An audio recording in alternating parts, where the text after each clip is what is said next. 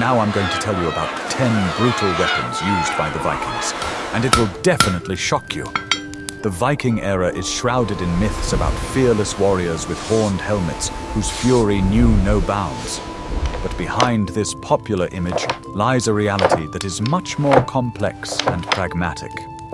Their dominance on the seas and battlefields of Europe was due not only to their courage, but also to their sophisticated, deadly arsenal, where each item had been honed over centuries of use. These warriors were not just wild berserkers, but skilled tacticians and craftsmen whose weapons were an extension of their will. They were masters of tools designed for one purpose: victory at any cost. We will take a look at their arsenal and see that the true power of the Vikings lay not in blind fury, but in cold calculation and perfect mastery of their craft. They hold the high ground here, so we must use the forest pass for the flanking maneuver. Wait for the signal at the river bend. Watch the video to the end, and you will learn which weapon, contrary to popular belief, was the most common on the battlefield, and why the most expensive sword was not always the most effective.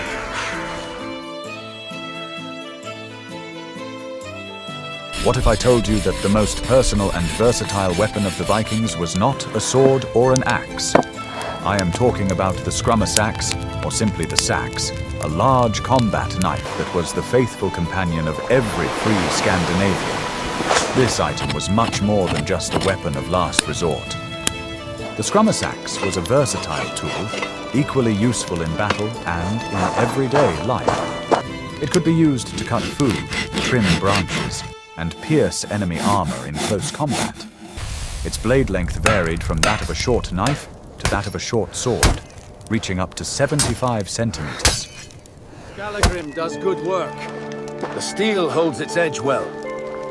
Unlike an expensive sword, the sax was affordable for almost every warrior.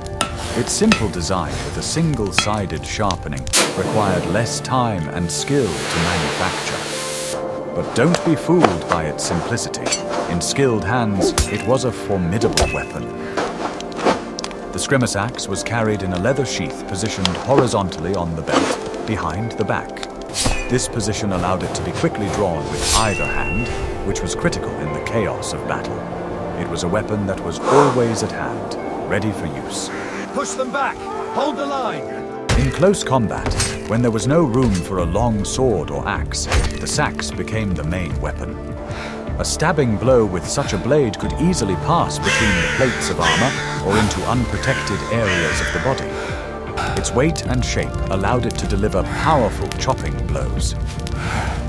It was this versatility that made this knife so popular. It was a symbol of the status of a free man, his indispensable assistant in everyday life, and a reliable defender in battle. Losing a sax was tantamount to losing a part of oneself. For a Viking, this knife was an extension of his arm and his will. It did not require as much care as a sword, and was much more practical on expeditions.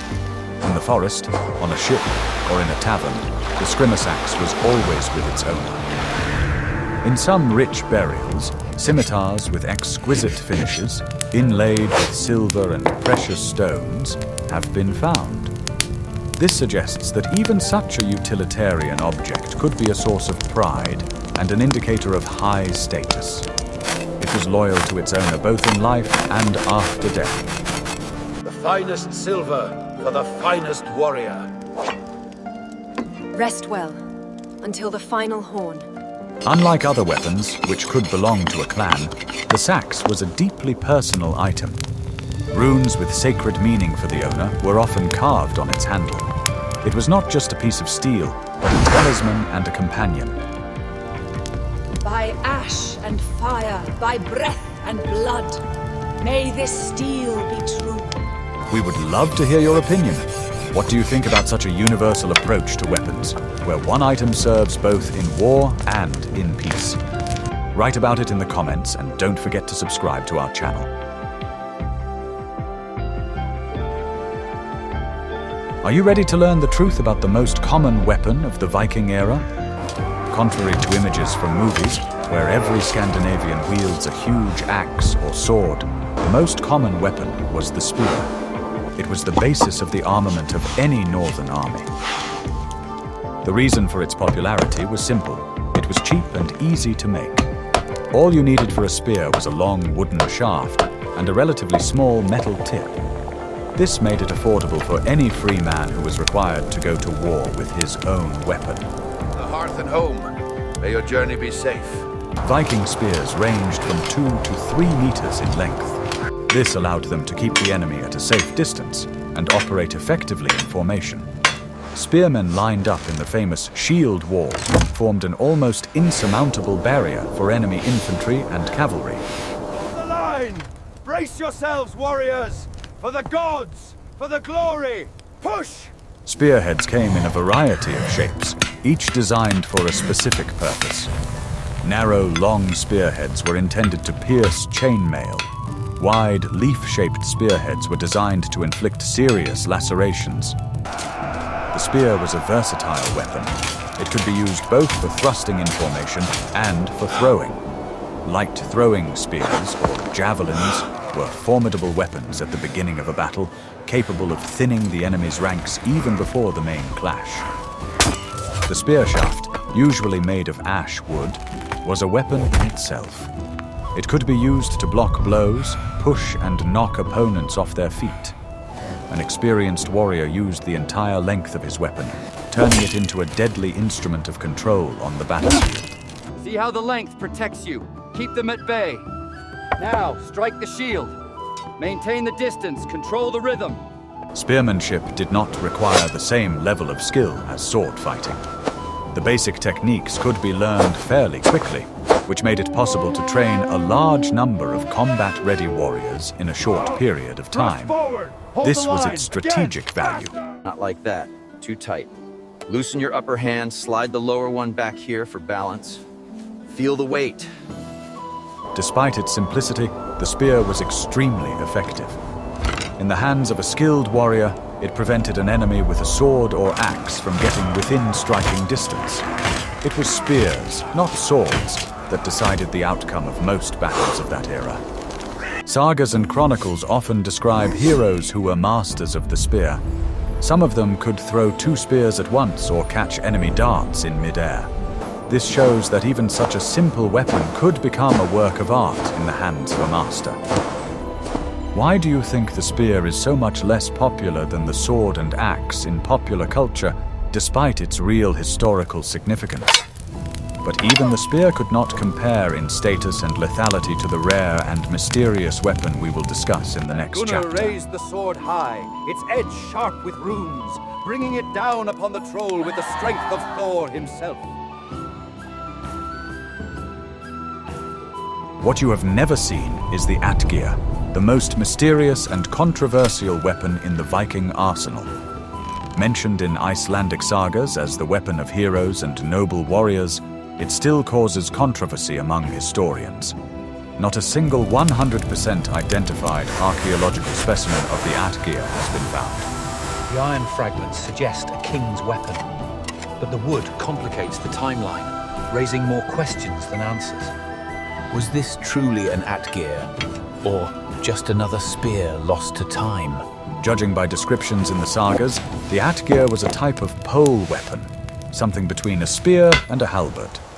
Its name can be translated as spear for attack, or piercing spear. It was a weapon designed for both stabbing and slashing blows. Most likely the Atgeir had a long blade, similar to that of a glaive or sword, mounted on a long shaft.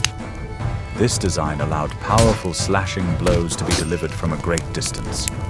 In the saga of Njal, one of the heroes cuts a man in half with a single blow of the Atgeir. Unlike a regular spear, the Atgeir was a weapon for individual combat, not for battle formations. It required a lot of space to maneuver and extraordinary strength and skill. Mastery of this weapon was a sign of belonging to the military elite. Precision is key. It was an expensive and rare weapon. Only the wealthiest and most noble chieftains or their best warriors could afford it. In the sagas, the Atgeir is often described as a personal, named weapon that was passed down through generations. Thanks to its length and cutting properties, the atgeir was effective against both foot and mounted opponents.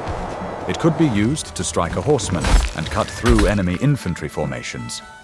This made its owner a versatile fighter on the battlefield. Look at the curve here. It matches the schematics for an early atgeir design. Perhaps, but the weight distribution is all wrong. It could just be a common spearhead. The lack of archaeological finds has given rise to many theories. Some believe that atgeir is not a specific type of weapon, but a general name for any exotic and expensive pole weapon, such as Frankish halberds. Others believe that very few were made. This must be it, the king's own atgeir. In the sagas, the atgeir is a weapon of fateful duels and great deeds. Its owners are always outstanding personalities, heroes whose names have gone down in history. It was not just a tool, but a symbol of their exceptionality and power. Imagine a warrior towering over the battlefield, a blade gleaming on a long shaft in his hands. His mere appearance inspired fear and respect. The atgeir was a weapon created to make legends. It is this mystery and elitism that make the atgeir so attractive. It is a ghost weapon, a symbol of a bygone era of heroes, whose true form may remain a mystery forever. It embodies that side of Viking culture that is hidden from us in the mists of time. What if everything you've been taught about Viking warfare is outdated? The image of the Scandinavian warrior is strongly associated with close combat, but that's only half the story. Bows and arrows played a huge, though often underestimated role in their military campaigns. Viking bows were large and powerful, often made from a single piece of yew or ash wood. Such a bow could reach 2 meters in length, and its draw weight required serious physical training from the archer. It was a long-range weapon capable of hitting targets at a distance of up to 200 meters. Arrows were also varied, and their tips were selected depending on the target. Wide tips with blades were used against unprotected opponents. Narrow, faceted, armor-piercing tips were designed to pierce chainmail and helmets. The bow was indispensable in naval battles. Before boarding, Viking ships showered each other with clouds of arrows, seeking to clear the enemy's deck of defenders.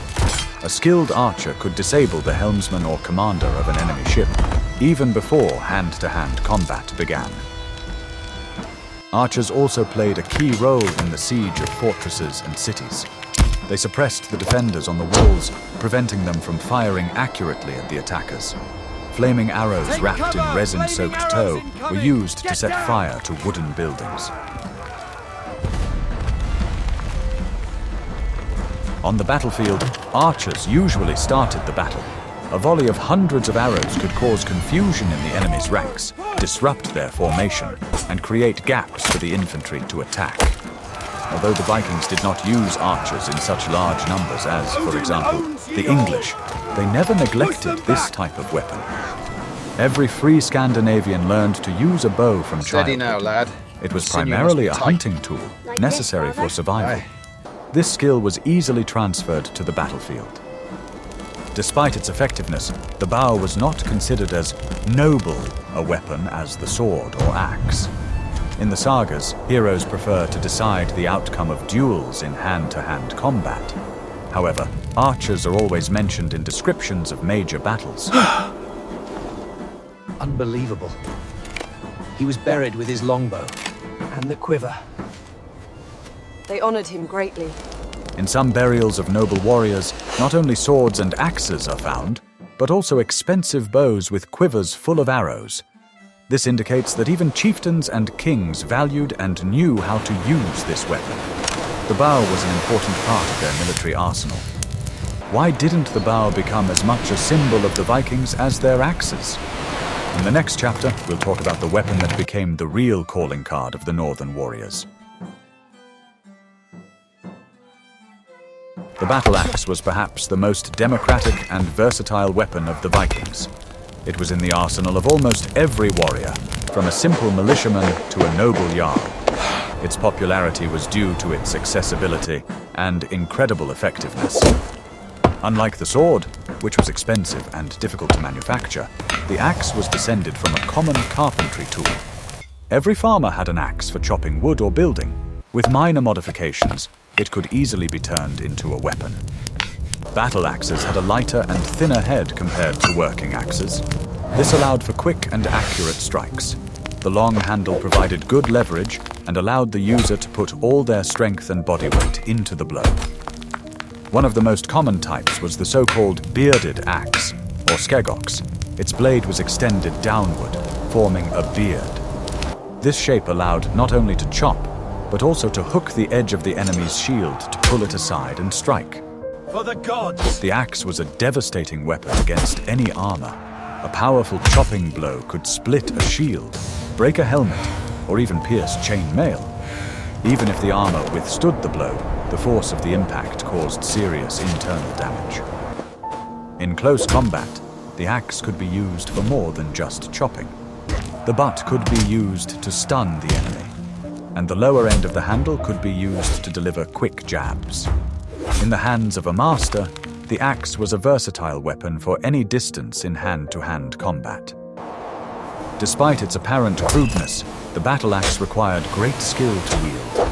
A warrior had to be able to control its momentum, deliver rapid series of blows, and return the weapon in time after a swing. Fighting with an axe was like a deadly dance. Axes were often decorated, just like any other weapon. Their blades could be inlaid with silver or copper, intricate patterns, and runic inscriptions. This shows how much the Vikings valued this simple but formidable weapon. It was the axe, not the sword, that became the symbol of the Viking era in the minds of many generations.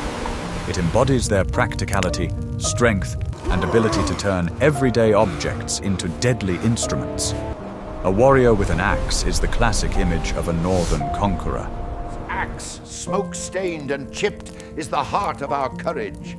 It reminds us who we are and what we have built. There were also other, more specialized types of axes. Some were designed for throwing, while others had long handles for fighting at a distance. This diverse arsenal allowed them to choose the right tool for any combat task. Are you ready for the shocking truth about the most fearsome weapon of the Vikings? If the ordinary battle axe was a universal soldier, then the broadaxe, or Danish axe, was an elite weapon, the true king of the battlefield.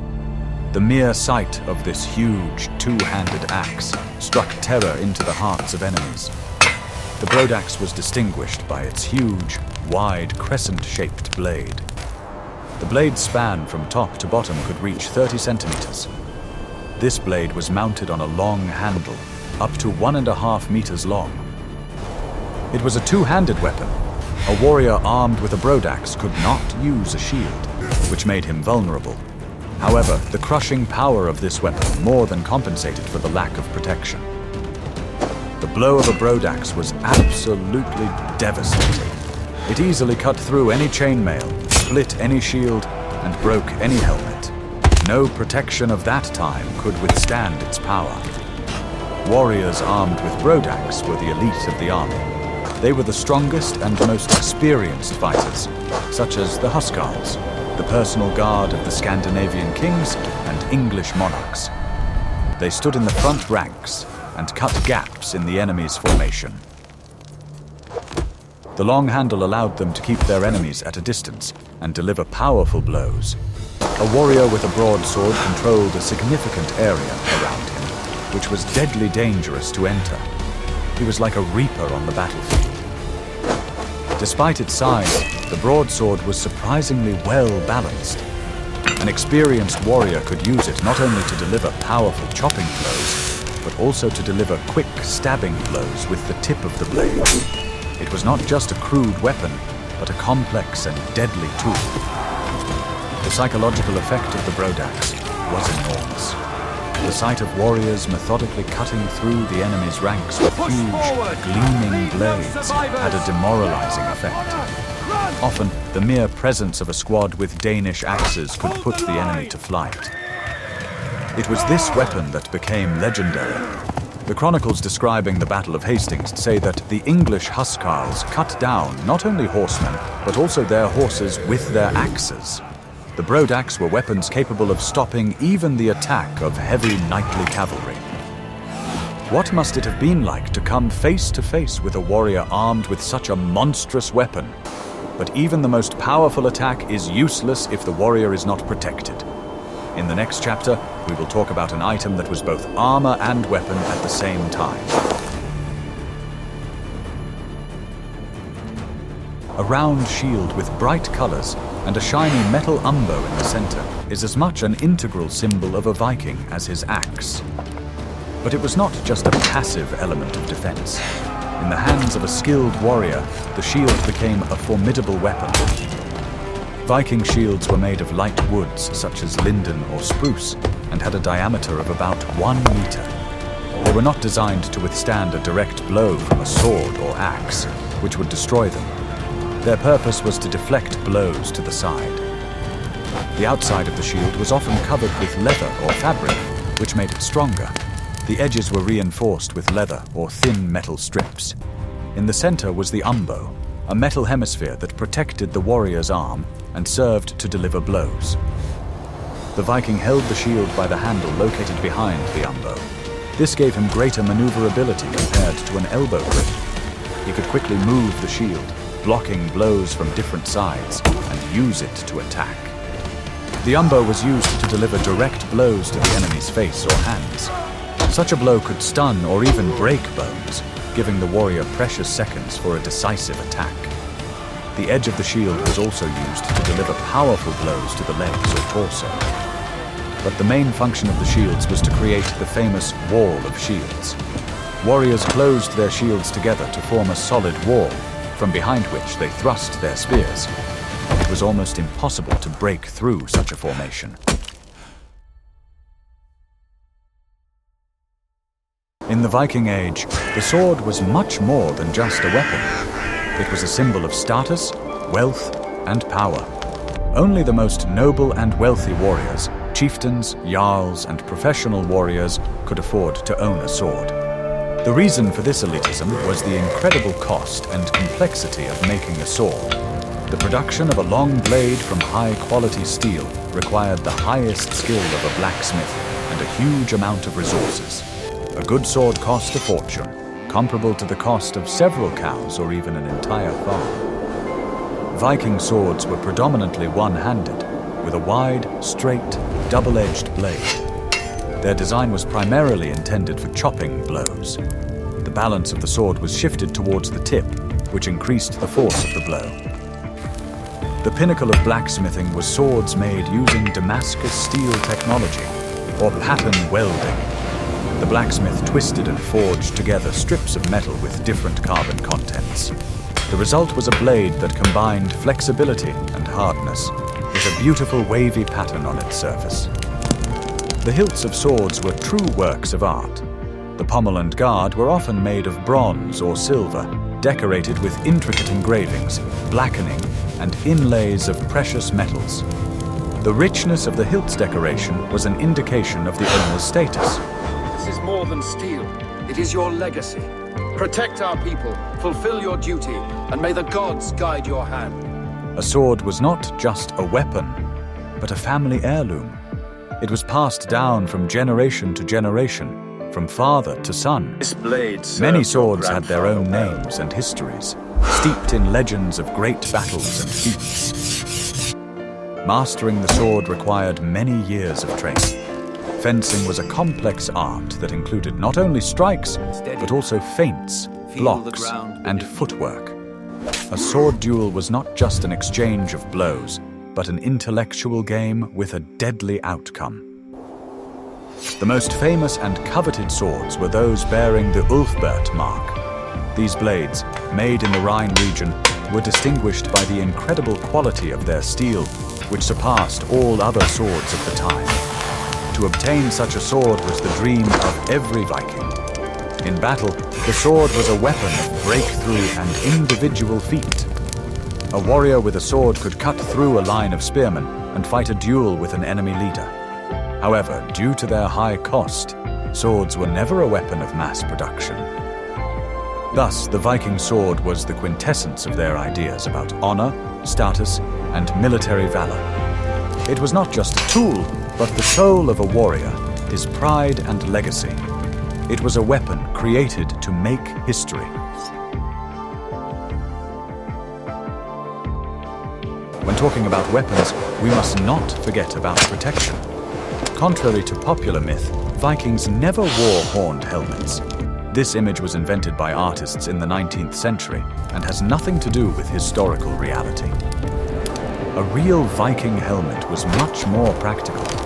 The most common type was a cage helmet, or spankenhelm, assembled from several metal plates riveted together. More durable and expensive was a solid forged helmet with a nose guard, a metal plate that protected the nose and face. The helmet was the most important element of protection, but like the sword, it was expensive. Therefore, many ordinary warriors went into battle with their heads uncovered or wore simple leather caps. The presence of a metal helmet was already a sign of a certain level of wealth. The main type of body armor was chainmail. It was a shirt woven from thousands of small iron rings. Each ring was not simply joined, but riveted, which made the armor incredibly durable. Chainmail provided excellent protection against slashing and cutting blows. The blade of a sword or axe would slide off the rings without causing any damage. However, it was vulnerable to powerful thrusting blows from spears or armor-piercing arrows. Chainmail was prohibitively expensive. It took months of painstaking labor to make, and only the wealthiest chiefs and kings could afford it. For most warriors, such armor was an unattainable dream. Finest mail I have ever forged, Lord. Aye, it is strong. You have done well, smith.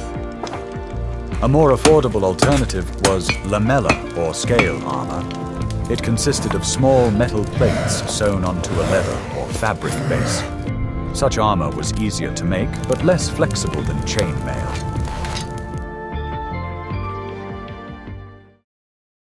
The Vikings' most formidable weapon was not iron and steel, but something that could not be touched with the hands.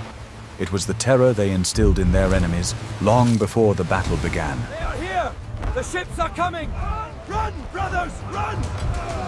Their entire culture of warfare was aimed at breaking the enemy's spirit before the first blow was struck. It all started with their ships, the drakars.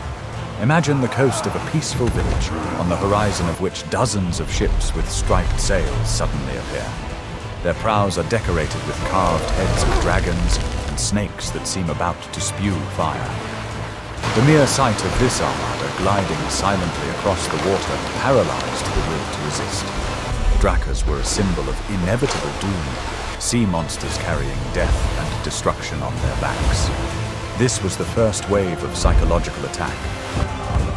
Then came the assault on the senses. Before landing, the Vikings beat drums and blew horns, creating a deafening, wild roar. This sound, mixed with their guttural battle cries, was intended to sow panic and chaos among the defenders. The appearance of the warriors themselves was also part of this strategy. They were tall, strong men with long hair and beards, often braided into plaits. Their bodies were covered with tattoos, and they wore bear and wolf skins on their shoulders. The berserkers occupied a special place in this theater of horror. These warriors, who had dedicated themselves to the god Odin, fell into a sacred battle frenzy. According to the sagas, in this state they felt no pain, howled like wild beasts, and gnawed at the edges of their shields. The sight of a berserker, foaming at the mouth and with burning eyes, rushing alone at enemy spears, could break even the most steadfast soldiers. It was unclear how to fight a man who no longer seemed human. He was a living nightmare on the battlefield.